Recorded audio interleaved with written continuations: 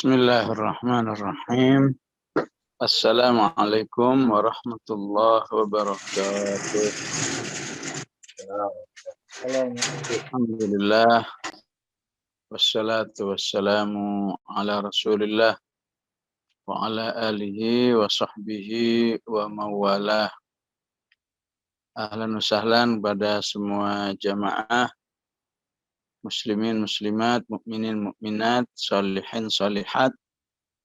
Semoga Allah menerima niat kita pada sore hari ini sedang mencari hidayahnya lewat kajian Al-Quran ini, sehingga insya Allah menambah keimanan, menambah kuatnya akidah, sehingga semakin banyak hidayah-hidayah Allah Subhanahu wa Ta'ala yang insya Allah bisa kita raih dari kajian 3 surat ini, ya.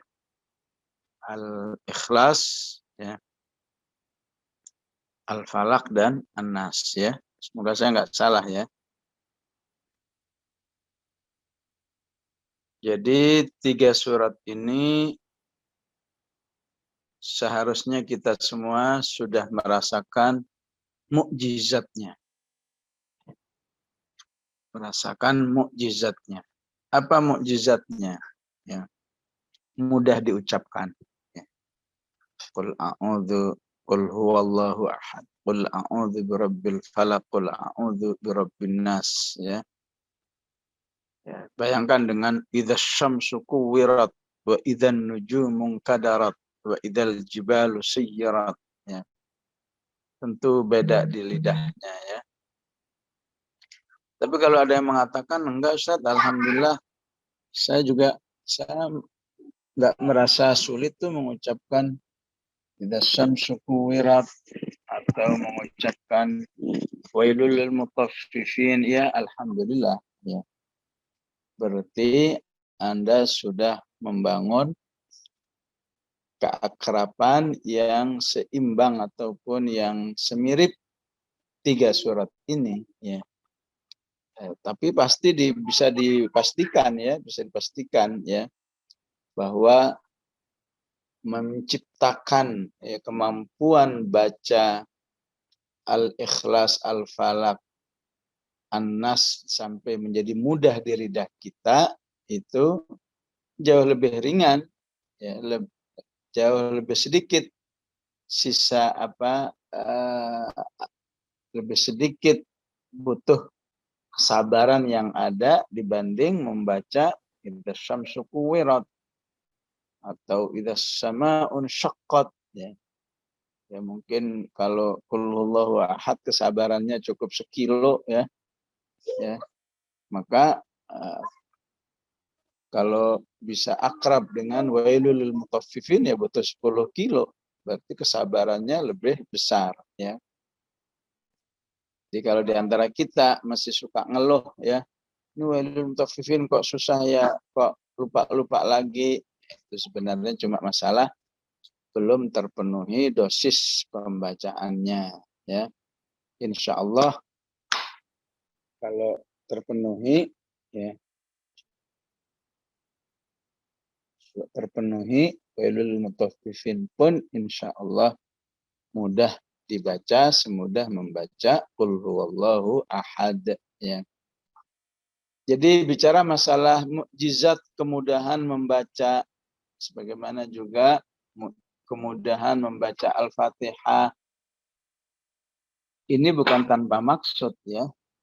Maksudnya supaya terbentuk akidah, ya, sesuai dengan pesan-pesan surat Al-Ikhlas, Al-Falaq, dan An-Nas, ya. Pesan utamanya apa? Ya, quwwatut tauhid. Quwwatut tauhid. Ya. Kekuatan bertauhid hanya kepada Allah Subhanahu wa Ta'ala. Ya. Mungkin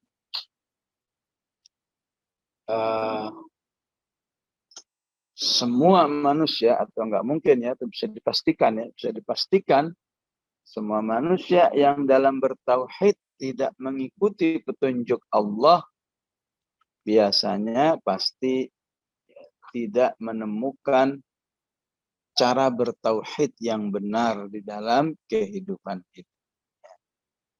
Tapi siapa yang mentadaburi ya, makna tauhid di dalam al-ikhlas ini, maka insya Allah dirinya akan menemukan pengenalan kepada Allah Subhanahu wa taala yang baik, ya. Sehingga mengenal Allah yang baik itu biasanya dampaknya utamanya apa? Cinta. Ya. Seorang ibu kalau cinta bayinya biasanya apa? Ya. Siap berbuat apa saja ya, dengan bayi. Ya. Bahkan ya, rasa capeknya dengan bayinya itu nyaris tercover oleh rasa cinta. Ya. Maka kalau saja manusia mencintai Allah Subhanahu wa taala, maka insya Allah segala bentuk ketaatan kepada Allah Subhanahu wa taala akan mudah terlaksana karena cinta. Ya. Nah, itu salah satu dampak tauhid yang benar. Ya. Kemudian dengan al-falaq dan al-ikhlas ini terkait dengan keterbatasan dan kelemahan diri manusia. Ya. Keterbatasan dan kelemahan diri manusia. Ya. Karena lemahnya diri manusia, ya, biasanya apa? Butuh perlindungan. Ya. Nah, saat manusia mencari perlindungan, di sini manusia sering salah alamat, ya, minta perlindungan kepada makhluk, ya, lupa bahwa Allah lah tempat minta perlindungan yang sesungguhnya, ya. Dalam bahasa Arab disebut al-iltija, bahwa ketika manusia itu merasakan kelemahan dirinya, keterbatasan dirinya, ya, maka keluarlah naluri al-iltija. Pada siapa ini nyari perlindungan? Maka ketika diperkenalkan qul a'udzu birabbil falaq, qul a'udzu birabbin nas, maka manusia langsung dikenalkan sebaik-baik tempat minta perlindungan adalah Allah Subhanahu wa ta'ala. Ya. Sehingga dalam diri manusia bercampur dua akidah, ya. Bertauhid hanya mengesahkan Allah dan beriltija. Dengan iltija itu berarti bersih dari unsur syirik, ya. Karena gara-gara iltija itulah, ya, minta tolong, khususnya minta tolong yang sifatnya perlindungan, di situ manusia juga sering salah alamat. Ya, nah, kalau sudah alamat, rusaklah akidah, rusaklah tauhidnya kepada Allah Subhanahu wa taala, maka jatuhlah manusia ke dalam syirik. Ya. Padahal Allah katakan innahu may yusyrik billahi faqad harramallahu alaihil jannata wa ma'wahun nar. Sungguhnya orang yang syirik kepada Allah, ya, maka Allah akan mencoret, ya, peluang masuk surganya. Ya. Padahal Allah katakan setiap manusia itu punya peluang masuk surga. Ya. Tapi kalau sudah syirik, coret. Tempatnya mana? Neraka. Wa ma'wahun nar. Ya. Tentu manusia manapun tidak ingin mengalami seperti ini. Ya itulah ringkasan 3 surat ini ya. Al-Ikhlas, Al-Falaq, An-Nas. Al-Falaq quwwatut tauhid, Al-Ikhlas quwwatut tauhid, Al-Falaq dan An-Nas quwwatul iltija. Ya. Terhasilkannya kekuatan hanya minta perlindungan kepada Allah Subhanahu wa ta'ala. Jadi manusia itu alangkah disebut dalam Al-Quran surat Al-Hajj khasirat dunia wal akhirah. Manusia itu rugi dunia dan akhirat cuma gara-gara tidak tahu kepada siapa minta perlindungan. Udah nggak terlindungi, sesat lagi. Ya. Nggak terlindungan kepada dewa, nggak terlindungan kepada Nyi Roro Kidul, ya.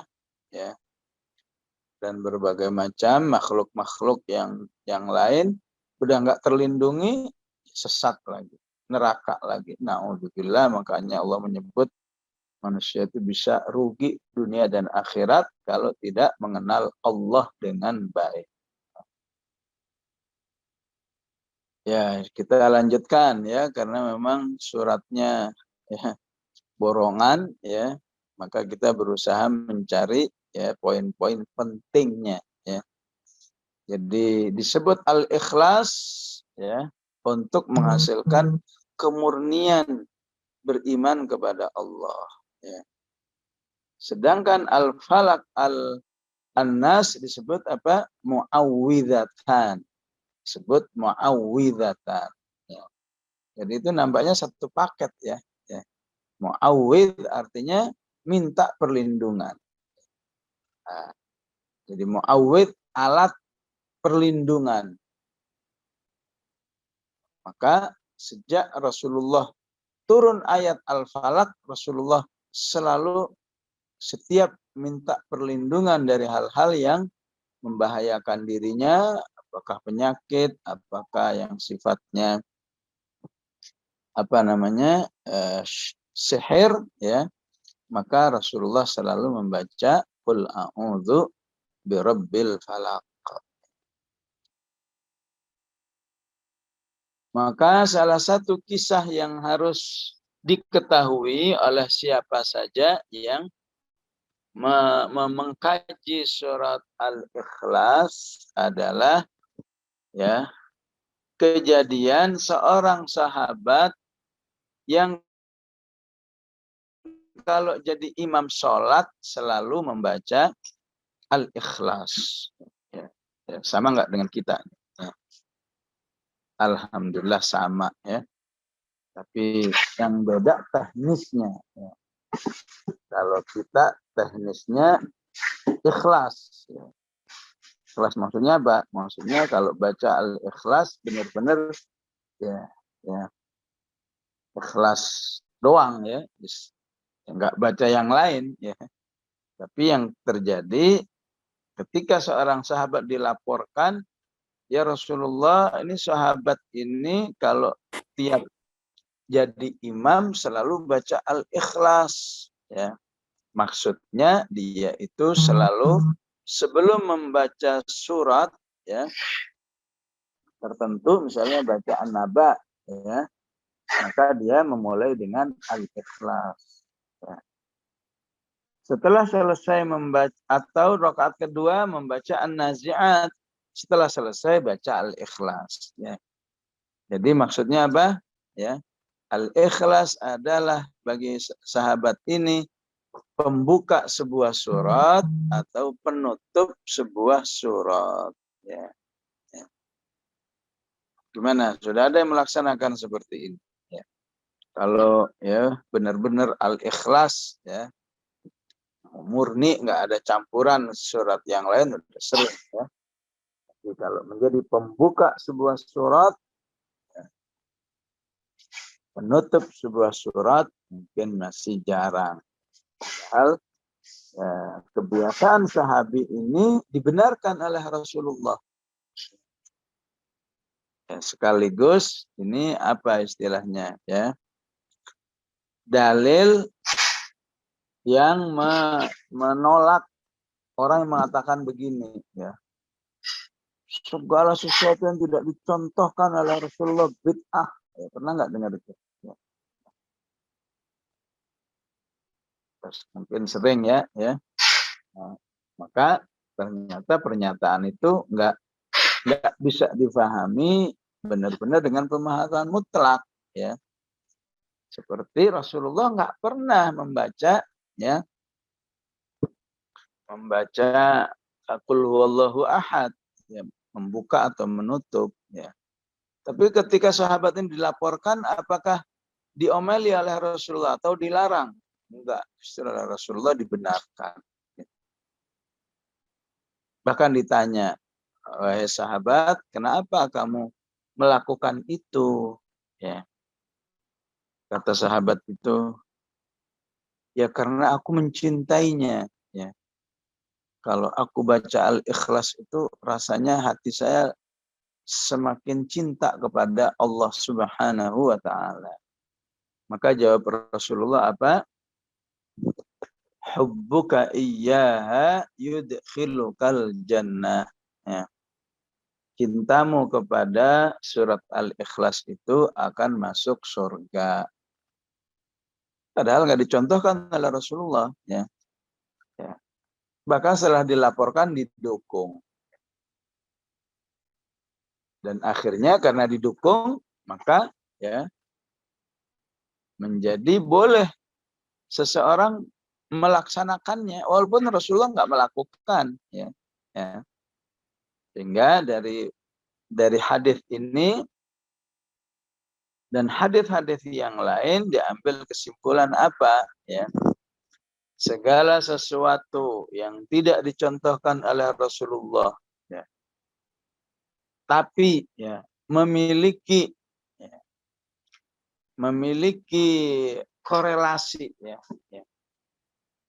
dengan nas yang ada, ya, tapi mengandung makna yang sesuai dengan nas-nas yang ada Al-Quran atau Sunnah, maka itu hakikatnya tidak bisa dinyatakan bid'ah. Ya.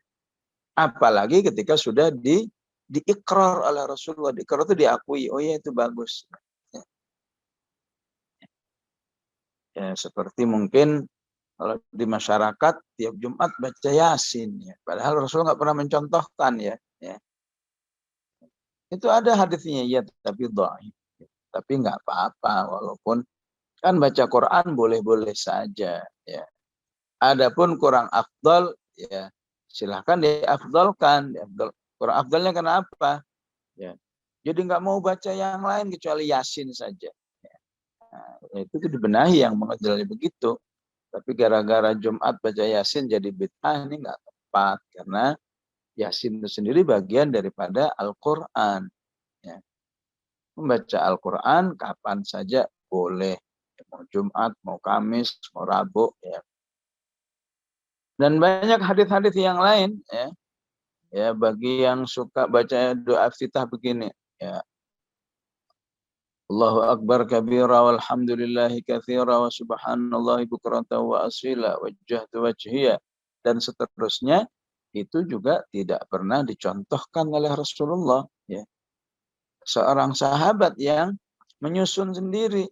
Ya, setelah itu ditanya, siapa tadi yang membaca doa iftitah bacaannya seperti ini? Maka Rasulullah mujinya, iya itu bagus tuh. Ya. Dan masih banyak kalau mau diungkap, ya, ungkapan sahabat yang tidak dicontohkan oleh Rasulullah namun dilakukan dan didukung oleh Rasulullah Sallallahu Alaihi Wasallam. Ya. Sedangkan Qul a'udzu birabbil falaq, An-Nas, ya, walaupun sama-sama sifatnya al-iltija, ya, minta perlindungan, namun harus dipahami bedanya. Ya. Al-Falaq itu minta perlindungan dari bahaya-bahaya yang ada di eksternal diri manusia, ya, wabil khusus saat ini pandemi, ya, di pandemi ini seharusnya membuat kita lebih banyak lagi baca qul a'udzu birabbil falaq, ya, karena di ayatnya diungkapkan dengan min syarri ma khalaq, berlindung padamu ya Allah dari kejahatan apa saja yang Allah ciptakan, ya. COVID-19 memang bahaya, tapi kalau kita minta tolong kepada Allah, ya Allah lindungi saya dari COVID-19 ini, min syarri ma khalaq, ya, maka insya Allah COVID-19 yang selalu bertasbih itu akan tunduk, akan, ya, takdir Allah Subhanahu wa Ta'ala. Jangan menjangkit ke orang ini karena orang ini sudah saya lindungi. Ya, begitu seharusnya keyakinan kita, ya. Qul a'udzu birabbin nas, ya, atau surat An-Nas, ya, itu menunjukkan bahaya internal diri kita. Al-Falaq eksternal, An-Nas internal diri kita. Internal diri kita yang paling bahaya apa? Alladzi yuwaswisu fi sudurin nas. Bahaya godaan syaitan, ya, sehingga kalau dua hal ini bisa terlindungi, insya Allah kita dalam keadaan aman, ya, lahir batin, ya, lahir batin, tapi hubungan kita dengan Allah akan terus semakin membaik, semakin baik insya Allah.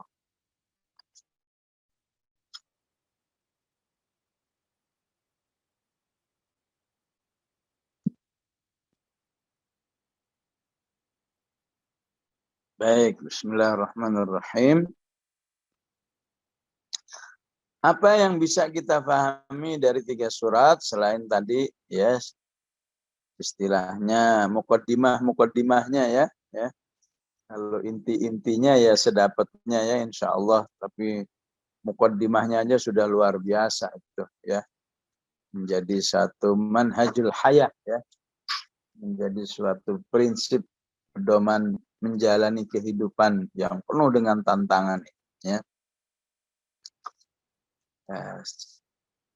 Satu keunikan dari 3 surat ini, semua diawali dengan qul, ya.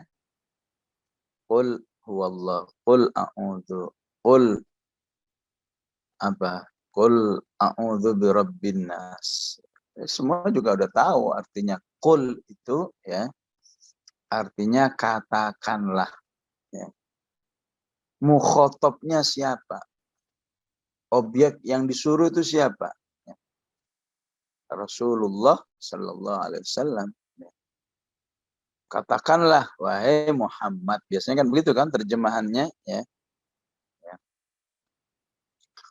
Dan masih banyak ayat yang lain, ya. Qul ya ayyuhal kafirun. Apalagi qul uhiya ilayya, ya, annahu istama'a nafarum minal jinni, ya. Dan masih banyak yang lain-lain, ya. Qul ta'alau ila kalimatin sawa'im bainana, ya. Jadi di balik qul itu, ya, salah satu pelajaran yang berharga diungkapkan oleh sebagian ulama, ya, menunjukkan, ya, menunjukkan apa? Manfaat yang besar dari ayat atau surat tersebut.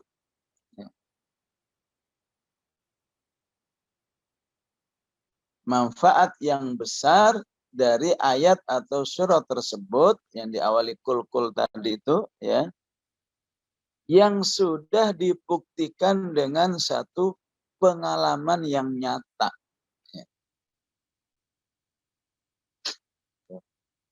Ibaratnya kayak apa, misalnya kalau bagi ibu-ibu itu misalnya krim kosmetik misalnya, ya. Ya. A udah membuktikan bahwa kosmetik ini bagus hasilnya, sudah membuktikan, ya. B belum membuktikan, cuma baca saja di, ya, di apa katalognya ataupun di kardus kosmetik itu ada tulisannya bisa begini, bisa glowing, bisa macam-macam ya. A sudah membuktikan, sudah mencoba berapa lama? Ya, 10 tahun. Si B enggak sama sekali. Sekarang A suruh bicara ya. Jelaskan ya manfaat kosmetik ini ya Pak ya. Setelah itu selesai, B suruh bicara. Hasilnya gimana? Tentu beda ya. Beda penghayatannya, beda penjelasannya, beda daya tariknya ya. Ya. Antara penjelasan A dan penjelasan B. Walaupun kosmetiknya sama mereknya, ya. Sama pabriknya. Ya. Cuma A adalah yang sudah membuktikan, B belum membuktikan, cuma punya doang. Ya. Begitulah yang harus dipahami katanya. Ketika seorang beriman membaca ayat-ayat yang qul, ingatlah bahwa penyampai ayat itu adalah Rasulullah Sallallahu Alaihi Wasallam, ya. Dan penyampainya adalah manusia yang sudah membuktikan kebenaran ayat itu. Ya. Sehingga jika manusia tidak bisa meyakini kebenaran ayat-ayat Al-Quran secara umum, terutama yang awalnya qul, berarti sama saja dia tidak percaya dengan Rasulullah Sallallahu Alaihi Wasallam. Ya. Kalah dengan Abu Lahab. Sebelumnya ada surat Tabat Yada Abi Lahab. Ketika anaknya diancam oleh Rasulullah, awas ya suatu saat kamu akan diterkam oleh binatang buas. Kata anaknya, nggak mungkin, saya ini kan tiap hari dikawal oleh bodyguard saya ya, oleh pengawal-pengawal ya, yang profesional yang saya gaji ya. Tapi kata Abu Lahab bapaknya gimana ya, wahai Utbah katanya, kalau Muhammad udah ngomong nggak bakal meleset ya. Kalau Muhammad udah ngomong nggak meleset, cepat atau lambat kamu diterkam binatang buas. Ternyata benar ya. Itu Abu Lahab yang sangat membenci, sangat tidak percaya, sangat anti pada Rasulullah. Tapi kalau Rasulullah berbicara 100% nggak bakal meleset ya. Maka begitulah ya. Seharusnya qul itu membuat kita yakin betul. Yakin betul bahwa ayat ini jika dipraktekkan dengan benar, maka insya Allah manusia itu akan mendapatkan manfaatnya. Salah satu manfaatnya apa? Rasulullah mengatakan al-ikhlasu ta'dilu thulutsal Qur'an. Surat Al-Ikhlas itu sepadan dengan sepertiga Al-Quran. Saya melihat penjelasan ulama dalam hal ini memiliki dua pemahaman. Ya udah pakai aja semua, nggak usah dianggap ini khilaf ya, begini begitu. Padahal dua-duanya bisa diadopsi, bisa diambil ya. Penjelasan pertama, thulutsal Quran itu maksudnya bahwa Al-Ikhlas itu miniatur daripada Al-Quran. Ya.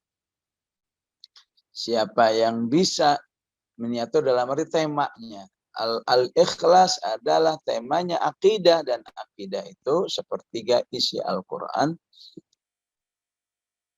Sehingga siapa saja kalau baca surat Al-An'am akan merasa surat Al-An'am itu seperti menjadi penjelasan surat Al-Ikhlas. Karena ya, isinya dari awal ayat sampai akhir surat itu penguat semua. Penguat bahwa Allahu Ahad, Allahu Samad, lam yalid, walam yulad, walam yakul lahu kufuwan ahad. Ya. Itu penjelasan yang pertama. Al-Ikhlasu ta'dilu thulutsal Qur'an. Surat Al-Ikhlas itu sama dengan sepertiga Al-Quran. Topiknya. Yang kedua, para sebagian ulama memahami pahalanya. Ya, siapa yang membaca Al-Ikhlas 3 kali, maka pahalanya seperti membaca sepertiga Al-Quran. Ya. Disinilah maka ulama beristihad, kalau baca Al-Ikhlas jangan sekali, 3 kali. Karena kalau 3 kali berarti kamu berpahala seperti membaca Al-Quran seutuhnya. Ya. Ya. Tapi jangan sampai mentang-mentang. Ya. Oh, kalau ternyata 3 kali sama dengan seutuhnya, ya nggak usah baca. Ya. Nggak usah baca yang lain, cukup baca Al-Ikhlas saja. Rugi kalau kamu mau begitu. Ya. Ya. Ya, ibarat makanan lah ya, ibarat makanan, ada mie ayam, ada mie rasa ayam. Kalau mie rasa ayam, ada ayamnya enggak? Enggak ada. Kalau mie ayam insya Allah ada, walaupun kecil-kecil, walaupun sedikit ya. Jadi enggak mungkin orang beriman itu ya merasa cukup untuk membaca Al-Ikhlas, enggak butuh dengan surat-surat yang lain. Al-Ikhlasu ta'dilu thulutsal Qur'an. Ya. Bahkan begitu mulianya Al-Ikhlas itu sampai menjadi tawassul. Ya. Tahu tawassul ya? Ya. Penguat doa agar cepat dikabulkan. Ya, Rasulullah berdoa begini, Allahumma inna nas'aluka bi annana nashhadu annaka antallah la ilaha illahu al-ahadus samad alladzi lam yalid wa lam yulad wa lam yakul lahu kufuwan ahad. Ya Allah, aku mohon kepadamu ya, bahwa aku sudah bersaksi bahwa Engkau adalah Tuhan satu-satunya. Tiada Tuhan selain Engkau ya Allah. Baru disebutkan yang sifatnya ahad, as-samad ya. Ya, alladzi lam yalid wa lam yulad wa lam yakul lahu kufuwan ahad. Ya. Maka Rasulullah memberi jaminan, siapa yang berdoa dengan tawassul dengan qul huwallahu ahad yang nasnya ya seperti yang tadi saya baca ya, niscaya doanya akan cepat dikabulkan oleh Allah Subhanahu wa taala ya. Karena Allah merasa senang jika hambanya selalu memujinya dengan ayat ini. Qul huwallahu ahad, Allahus samad. Itu juga merupakan salah satu ya, salah satu fadilah dari surat ya, dari surat Al-Ikhlas. Ya. Tadi kul begitu ya. Jadi kalau kul a'udzu birabbil falaq berarti al-falaq itu sudah dibuktikan oleh Rasulullah khasiatnya. Sehingga kalau terjadi apa-apa dirimu, maka kamu harus mengevaluasi. Ya. Apakah kul a'udzu birabbil falaq saya udah banyak enggak? Khususnya dalam kondisi pandemi seperti ini ya. Seharusnya minimal 10 ya. Ya. Biasanya kan pagi 3, sore 3, 6. Tambah lagi saat menjelang tidur. Agar betul-betul Allah selalu mendengar bahwa kita sedang minta perlindungan.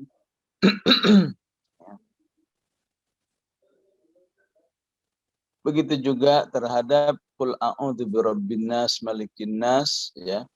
Berarti itu sudah dibuktikan oleh Rasulullah. Siapa yang rajin membacanya, insya Allah terlindungi dari godaan setan yang luar biasa menggoda manusia. Ya. Ya. Jadi kalau di surat apa itu, di surat Al-A'raf itu ya, kurang lebih ayat 175 itu kan ada ayat yang berbunyi watlu alaihim naba'alladzi atainahu ayatina fansalakha minha Fa'atba'ahu syaitanu fakana minal ghawin. Ya. Inti daripada ayat ini, manusia yang sudah jadi ulama saja bisa dikalahkan oleh syaitan sehingga dia sesat. Bener ya. Iya begitu bagus. Berarti ilmunya udah banyak ya. Ya. Itu bisa sesat juga. Fakana minal ghawin. Ya. Nah, bagaimana ilmunya sedikit? Ya. Kenapa? Gara-garanya syaitan. Maka Rasulullah ingin mengatakan, Qul a'udzu birabbil falak, pesannya, wahai umatku, bacalah ayat ini ya, karena saya sudah buktikan ya bahwa siapa yang baca ayat ini insya Allah terlindungi oleh syaitan. Ya, ya terutama seluruh Al-Quran ya. Ya. Kalau An-Nas saja bisa melindungi dari syaitan, apalagi ya seluruh Al-Quran yang ada. Ya.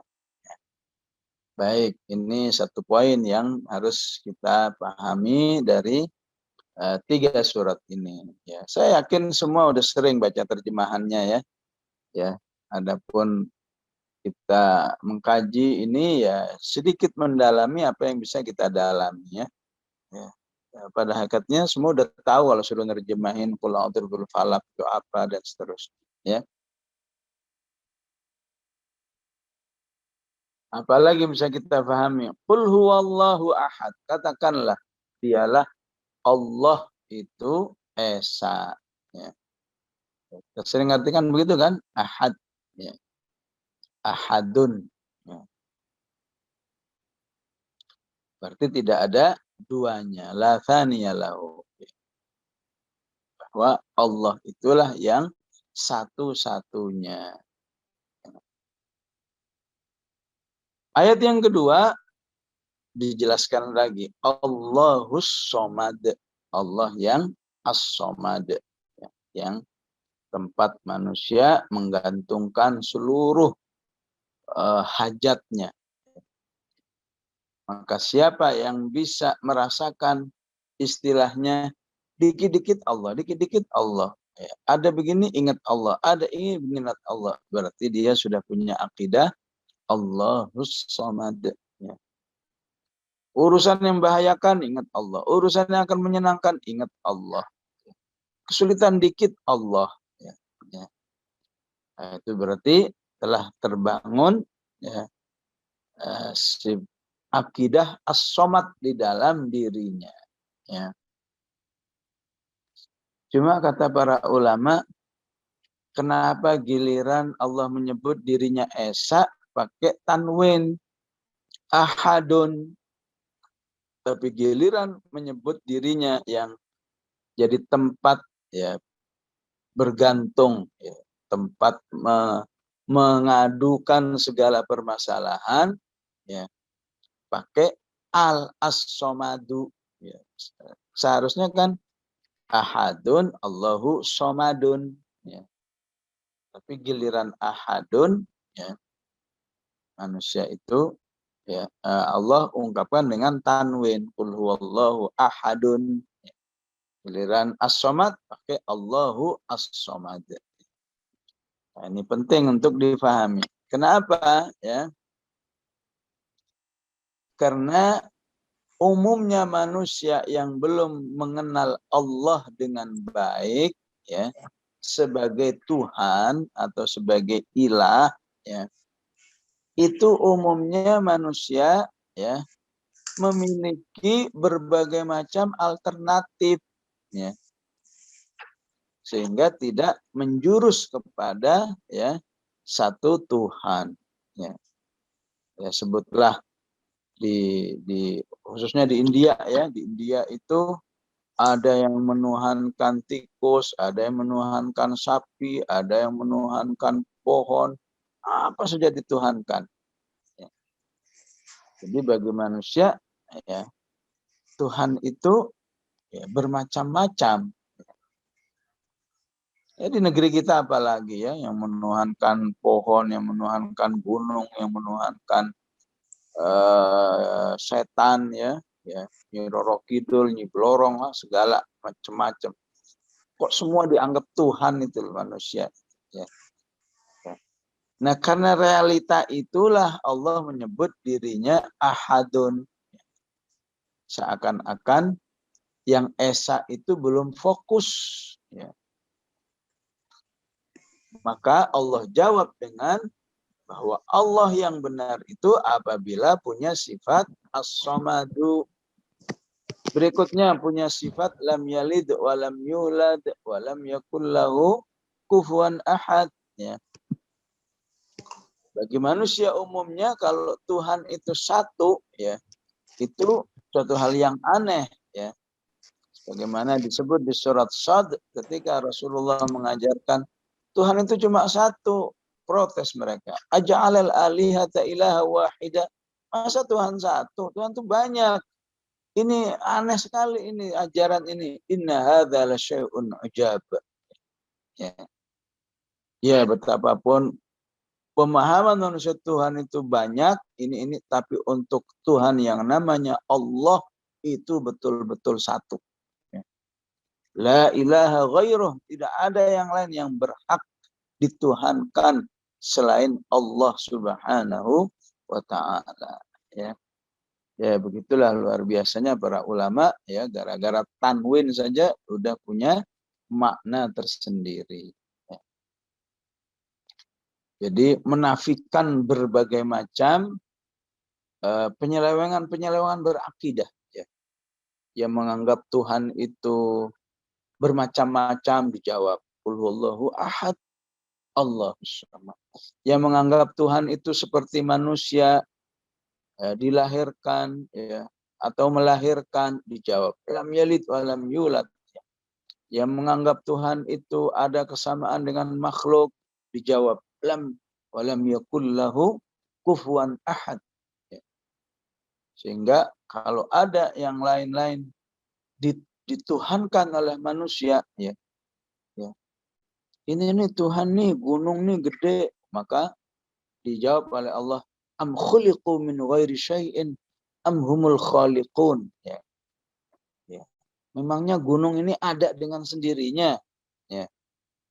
Ya. Memang mungkin sesuatu apalagi sebesar gunung tahu-tahu ada, ya. Ya nggak mungkin. Kalau nggak mungkin, mengapa ada Tuhan bersifat seperti itu? Dulunya nggak ada, tapi sekarang ada. Ya. Yaitu seperti jawaban Abu Hanifah ketika akan berdebat dengan orang yang nggak percaya dengan Tuhan. Ya, dia katakan, ya, Alhamdulillah saya bisa datang ke sini karena tadi waktu saya mau menyeberangi sungai Dijlah, katanya sungai di Irak itu, ya. Tiba-tiba ada kayu yang berdatangan, ya. Tiba-tiba kayu itu katanya membentuk menjadi sebuah perahu yang indah. Asik, akhirnya saya masuk ke dalamnya dan perahu itu menyeberangkan saya. Ya, kata lawan bicaranya, wahai Abu Hanifah, wahai Bapak Nu'man, namanya Nu'man bin Thabit kan, ya. Wahai Bapak Nu'man, kamu udah gila ya? Apa iya orang mau nyebrang tiba-tiba ada sekian banyak kayu yang berdatangan, kemudian kayunya membentuk jadi perahu, perahunya laik dinaikin. Nggak mungkin itu. Dijawab balik oleh Abu Hanifah. Nah, kalau perahu sekecil itu kamu bilang nggak mungkin bisa terjadi sendiri, bagaimana dengan alam semesta ini, katanya. Ya. Apa iya alam semesta ini jadi sendiri? Tiba-tiba ada matahari sendiri, tiba-tiba, ya, kayak bim salabim gitu. Bim salabim ada bumi, bim salabim ada laut, bim salabim ada gunung, ya. Khusus di Jawa Barat nih gunung semua isinya, ya. Iya, ya nggak mungkin. Akhirnya dia bertobat dan percaya, ya, bahwa nggak mungkin alam semesta ini ada tanpa penciptanya, ya. Nah, ini cuma cara Abu Hanifah mengambil kesimpulan dari sebuah ayat di surat At-Tur. Am khuliqu min ghairi syai'in am humul khaliqun. Ya. Apakah mungkin ada Tuhan-Tuhan yang ya, atau benda-benda ini diciptakan secara tiba-tiba? Ya, nggak ada pencipta, nggak ada, tiba-tiba ada. Ya. Ya. Ibaratnya kalau di orang Sunda misalnya suka apa itu ya, apakah suka apakah makanan tertentu tiba-tiba ada di rumah. Sini siapa yang ngantar, siapa yang buat? Nggak ada, tiba-tiba aja ada. Kan nggak mungkin itu ya. Begitulah Allah Subhanahu wa taala menyebutkan dirinya walam yakul lahu kufuwan ahad. Ya, maka tidak ada di alam semesta ini yang menyerupai Allah Subhanahu wa taala ya, terutama dalam sifatnya sebagai pencipta ya. Ya. Mungkin yang lain orang Tuhan yang lain bisa dipaksa-paksakan ya ini Tuhan keramat, Tuhan ini. Tapi Tuhan dengan sifat pencipta itu hanya Allah Subhanahu wa taala ya. Nah, itulah pengertian qul huwallahu ahad ya. Sedangkan qul a'udzu birabbil falaq dengan qul a'udzu birabbin nas ya. Ini para ulama mengingatkan begini ya. Jadi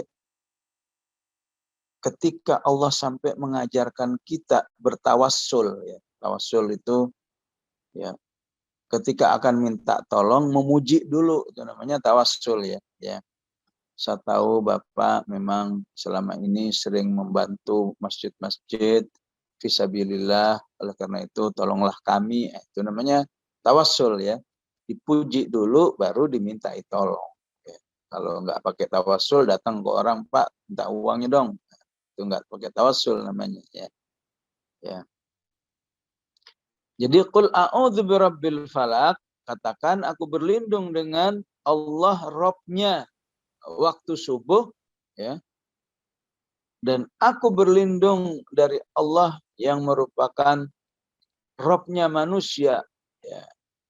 Rajanya manusia, Malikin Nas, Ilahin Nas ya.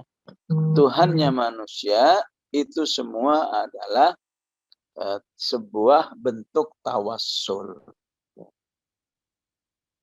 Jadi karena Al-Falaq An-Nas itu ada diajarkan oleh Allah tawassul dulu ya, maka apa saja biasanya yang pakai tawassul itu menunjukkan sebuah hajat yang urgen ya, yang sangat penting.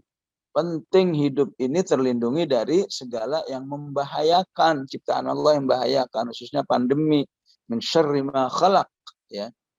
Penting hidup ini terjaga dari ya saat-saat di waktu malam ya. Bayangkan di waktu malam itu kan kita tidur ya. Yang namanya tidur udah nggak tahu apa-apa ya.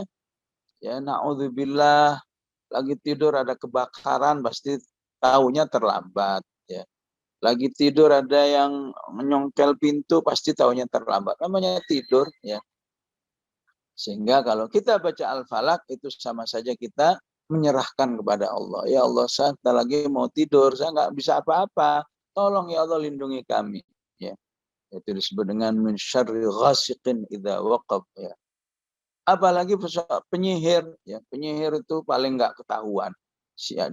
Dari mana sihir ini? Minta tolong kepada Allah. Wa min syarri naffatsati fil 'uqad. Begitu juga bahaya orang yang iri kepada kita. Waduh, kalau orang udah iri itu bawaannya ya mencela, memfitnah, ya membenci, ya kita nggak salah nggak apa, ya hanya karena perasaan iri dibenci orang itu pun laporkan kepada Allah. Wa min syarri hasidin idza hasad. Ya. Seperti yang saya katakan tadi, al-falak itu bahaya-bahaya eksternal. Anas bahaya-bahaya internal. Sama-sama bahayanya ya. Tapi mana yang lebih bahaya? Ya, semua boleh berpendapat ya. Ya. Tapi para ahli tafsir mengambil kesimpulan dari tawassul yang ada bahaya setan jauh lebih dahsyat. Ya. Bahaya setan lebih bahaya daripada tadi. Lebih bahaya dari pandemi, dari bahaya malam, dari bahaya tukang sihir dan lain sebagainya. Ya. Dari mana? Ya. Jadi tawassulnya. Ya. Ya. Tawassul al-falak cuma satu, Rabbul Falak. Ya. Ya Allah, tolonglah lindungi saya, engkau kan dipuji. Engkau kan ya, penguasa waktu subuh. Tapi saat minta perlindungan dari setan, dipujinya 3 kali. Ya Allah, terlindungilah saya. Engkau kan Rabb-nya manusia. Engkau kan rajanya seluruh umat manusia. Engkau kan ilah, Tuhan yang diibadahi, dicintai, ditakuti seluruh manusia. Dipuji 3 kali untuk minta tolong apa? Min syarril waswasil khannas. Maka jangan pernah main-main dengan godaan setan, melupakan, menganggap enteng, harus serius dihadapinya, supaya insya Allah hidup ini bisa terus istiqomah di jalan Allah Subhanahu wa Ta'ala. Ya. Baik, inilah ringkasan yang bisa saya jelaskan, 3 surat. Mohon maaf nggak bisa lebih panjang dari ini, ya. Kecuali kalau ada pertanyaan-pertanyaan masih bisa beberapa, ya. Qulu qouli hadza wa astaghfirullahal azim. Wassalamualaikum warahmatullahi wabarakatuh.